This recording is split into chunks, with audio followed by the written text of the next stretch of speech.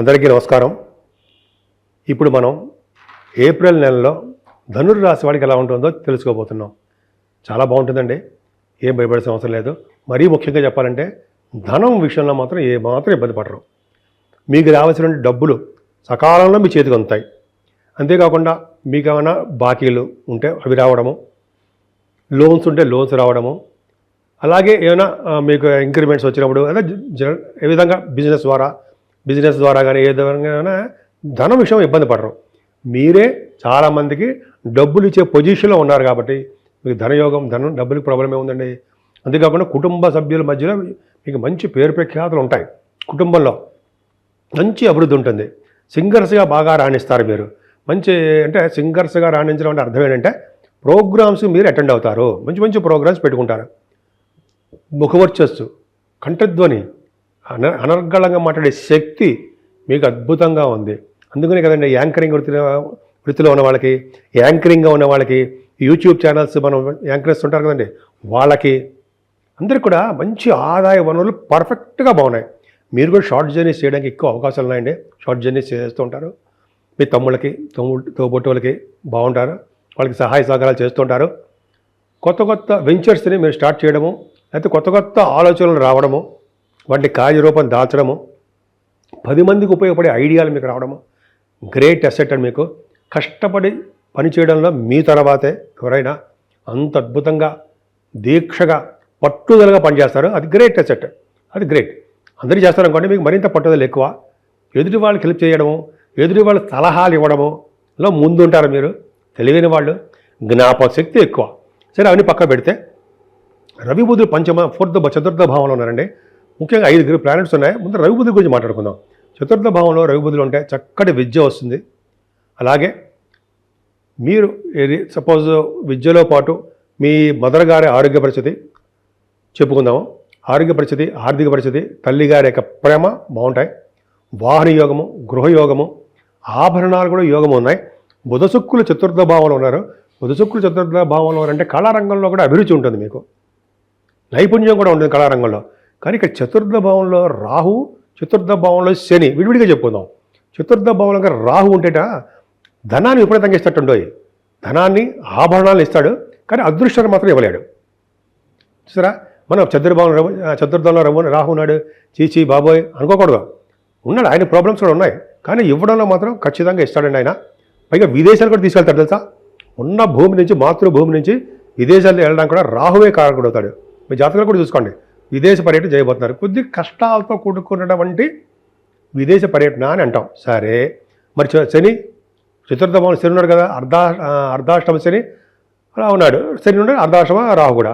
So శని వల్ల ఏమవుతుందంటే చదువులో ఆటంకాలు, తల్లిగారికి అనారోగ్య సమస్యలు, విద్యలో అభివృద్ధి లేకుండా వెనకబడిపోతూ ఉండడము, వాహనాలు కొనాలన్నా, గృహాలు కొనుక్కోవాలన్నా, భూములు కొనుక్కోవాలన్నా ఏదో ఒక అవరోధాలు రావడము, ఎక్కువ ప్రైసెస్ ఉండడము, దాన్ని మనం పోస్ట్ పోన్ చేసుకోవడము జరుగుతూ ఉంటుంది.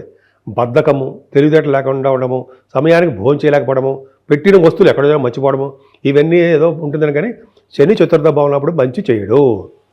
శని శుక్రులు చతుర్థ భావంలో అంత అద్భుతంగా శుక్రుడు చేస్తాడు, కానీ శని మాత్రం చేయడండి. ఈ విధంగా మీకు ఉంటుంది. కొద్దిగా జాగ్రత్తగా ఉంటే ఆంజనేయ స్వామి పూజ చేసుకుంటే అద్భుతమైన చదువులు వస్తాయి. అది వేరే విషయం. పంచమ స్థానంలో రవి ఉన్నాడు. పంచమ స్థానంలో రవి ఉన్నాడంటే జనరల్గా 14వ తారీఖు నుంచి రవి ఎగ్జాల్టేషన్ ఉంటాడు. భాగ్యాధిపతి నాన్నగారు, మీ నాన్నగారు ఒక పొజిషను భాగ్యస్థానంలో ఉన్నాడు. నాన్నగారికి అభివృద్ధి ఉంటుంది, నాన్నగారికి ఆయుష్ ఉంటుంది, నాన్నగారి యొక్క ఆయుర్దాయం పెరుగుతుంది అని శాస్త్రం. అలాగే పంచమ స్థానంలో కనుక రవి ఉంటే ఒకే ఒక పుత్రుడు ఉంటాడు. చూసుకోండి, అది దేవతాల గ్రహం. దేవుడి యొక్క ప్రభావం వల్ల మీకు సూర్యభగవానుడి యొక్క అనుగ్రహం వల్ల ఒక సంతానం అంటే పుత్ర సంతానం ఉండడానికి అవకాశాలు ఎక్కువ. అంతేకాకుండా మీరు రాజకీయ రంగంలోనూ, పొలిటికల్ రంగంలోనూ అంటాం కదా, రాజకీయ రంగం అంటే వాటిలో ఉండడానికి అవకాశాలు ఎక్కువ ఉన్నాయండి.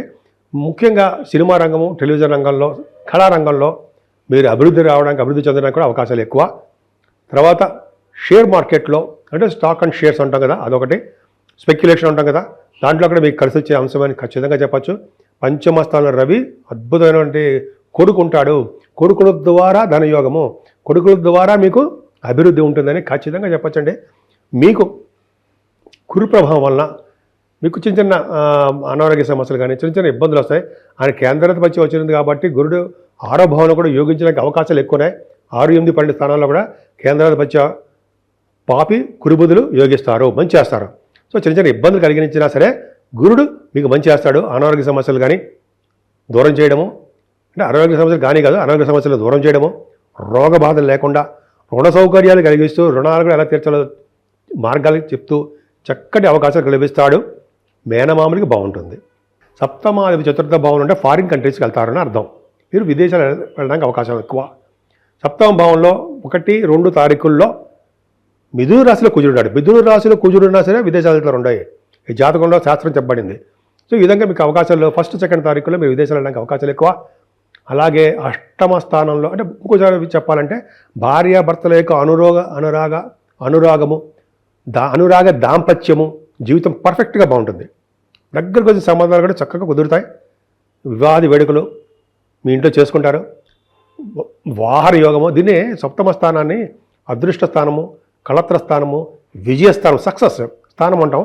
అన్ని రంగాల్లో మీరు విజయంలో ఉంటారు. విహారయాత్రలు చేస్తారు. 8వ స్థానంలో కుజుడు ఉన్నాడు. కుజు దోషం, యాక్సిడెంట్స్ అవుతుంటాయి. యాక్సిడెంట్స్ అవ్వడము, జలగండం ఉండడము అవకాశాలు ఉన్నాయండి. ఇంతకుముందు శని కూడా 8వ స్థానంలో 4వ భావం ఉండడం వల్ల కూడా మీనరాశిలో ఉండడం వల్ల కూడా కొద్దిగా జలగండం ఉంది.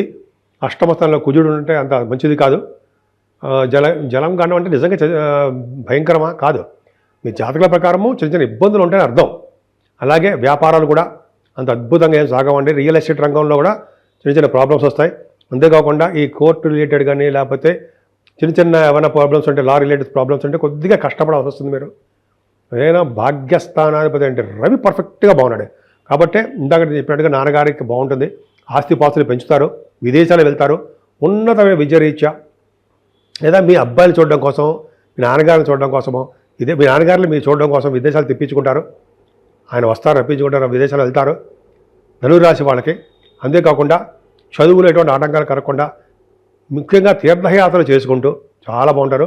చదువులో ఉన్నతమైన చదువులు రీచి విదేశాలు వెళ్ళడానికి, స్టాంపింగ్ అయిపోవడానికి, అలాగే విదేశాల్లో షూటింగ్లు అంటారు కదా సినిమాలు, వాటికి అవకాశాలు ఎక్కువ ఉన్నాయి. తీర్థయాత్రలు పర్ఫెక్ట్గా చేయడము, గంగా స్థాన అదృష్టం మీకు దక్కబోతోంది. ఏదేమైనా ఉద్యోగ భద్రత ఎక్కువ అండి. ముఖ్యంగా సాఫ్ట్వేర్ రంగ ఉద్యోగస్తులకి భద్రత, అలాగే వాళ్ళకి ఆదాయ వనరులు, అలాగే వాళ్ళకి ప్రమోషన్లు కూడా ఎక్కువ. ఎందుకంటే దశమస్థానంలో కేతు ఉండడము, దశమస్థానానికి 5 గ్రహాలు చూడడము, గురుగ్రహం కూడా చూడడం వలన 10th హౌస్ కర్మస్థానం వెరీ వెరీ స్ట్రాంగ్గా ఉంది. అందుకే చాలామంది రాజకీయ నాయకులు కూడా పదవులు రావడానికి, వాళ్ళ మాట విలువ పెరగడానికి అవకాశాలు ఎక్కువ. 10th హౌస్ బ్రహ్మం కదంటే అద్భుతం. అంతేకాకుండా ఈ చార్ట్ అకౌంటెన్సీ, కాస్ట్ అకౌంటెన్సీ అంటారు, అకౌంట్స్లో ఉన్న వాళ్ళకి, వేద పండితులకి, లాయర్స్కి అంటే అడ్వకేట్స్, అలాగే డాక్టర్స్ వృత్తిలో ఉన్న వాళ్ళకి గురుబలం చాలా ఉండాలి. ఖచ్చితంగా బాగుంది. అంతేకాకుండా రియల్ ఎస్టేట్ రంగంలో ఉన్న వాళ్ళకి వ్యాపార అభివృద్ధి దినదిన ప్రవర్ధమానం జరుగుతూనే ఉంటుంది కేతు వల్ల. ఖచ్చితంగా బాగుంటుందండి.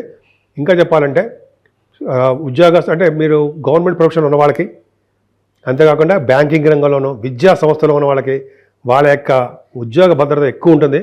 ముఖ్యంగా గవర్నమెంట్ ప్రొఫెషన్లోనూ ప్రైవేట్ ఆర్గనైజేషన్లో చేసే వాళ్ళందరూ కూడా ఉద్యోగంలో ప్రమోషన్స్, ఉద్యోగంలో పై అధికారుల చేత మన్ననలు, మీరే ఒక అధికారి, మీ అధికారి చేత మన్ననలు, లేడీస్ కూడా చెప్తున్నానండి, అధికారి అంటే ఆఫీసర్ అని అర్థం. ఖచ్చితంగా చాలా బాగుంది. అలాగే మీరు చేస్తున్నటువంటి లాభాలు కూడా చాలా అద్భుతంగా రావడానికి అవకాశాలు ఎక్కువ ఉన్నాయి. లాభాలు అధికంగా ఉన్నాయి.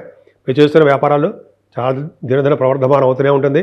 ముఖ్యంగా గురుదృష్టి 12వ భావానికి ఉండడం వలన తీర్థయాత్రలు చేయడము, అలాగే మంచి మంచి వాటి కోసం ధనం ఖర్చు చేయడము, సన్మానాలు జరగడము, సన్మానాలు జరుగుతుంటాయి, సన్మానాలు జరగడము, అలాగే మీకు విదేశాల్లో కూడా ఆదరాభిమానాలు ఎక్కువగా ఉండడము, గుడులకి గోపురాలకి ధనం సహాయం చేయడము, అలాగే చెరువులు బావులు అంటాం సరే అవి తవ్వించడం వలన అదృష్టం ఉందండి.